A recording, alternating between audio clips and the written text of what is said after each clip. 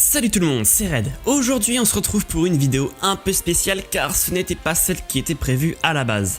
Je devais vous faire une vidéo sur un jeu mais finalement vu le temps que ça prendra et mon envie qui est quand même au plus bas en ce moment, je me suis dit que finalement je vais repousser d'une semaine et ça tombe bien, aujourd'hui je vais vous parler d'un sujet d'actualité.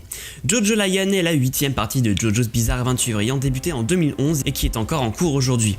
Le chapitre 101 est sorti très récemment et je vous propose donc un petit résumé du chapitre. Je vous ferai évidemment des reviews de chaque tome sorti, du 1 au 18 en France, qui comprennent environ 4-5 chapitres chacun. Et je vous proposerai ces résumés en vidéo bonus ou comme substitut. Vous êtes prêts ? C'est parti. Chapitre 101, Calamité sans fin, partie 7. Toru est encore caché dans le jardin de la résidence des Higashikata. Yasuo a perdu son bras droit, tandis que Josuke et Mamezuku sont acculés face à Wonder of You. Mamezuku a d'ailleurs essayé de faire passer un message à Josuke, lui faisant signe que ses bulles étaient invisibles et qu'elles étaient en rotation. Malheureusement, il fut transpercé par l'une d'entre elles.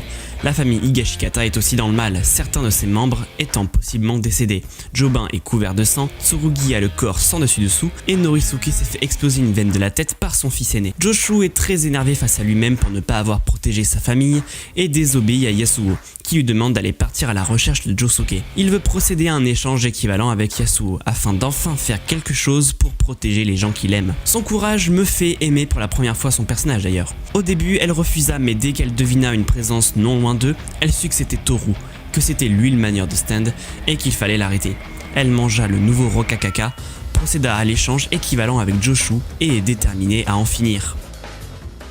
Ce chapitre c'est plus centré du point de vue de Yasuo, qui est près de Toru, le manieur de Wonder of You.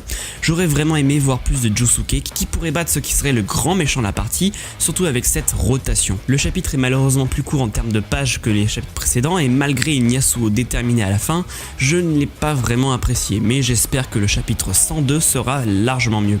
On voit d'ailleurs que Jojo Lion touche vraiment à sa fin et j'ai hâte de voir comment Yasuo arrêtera Toru et comment s'en sortira Jojo.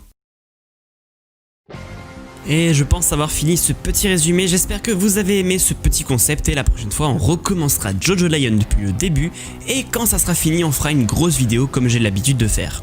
N'hésitez pas à liker, partager, commenter, à me suivre sur les réseaux sociaux et surtout à vous abonner à ma chaîne YouTube. C'était Dr. Red, je vous dis arrivederci.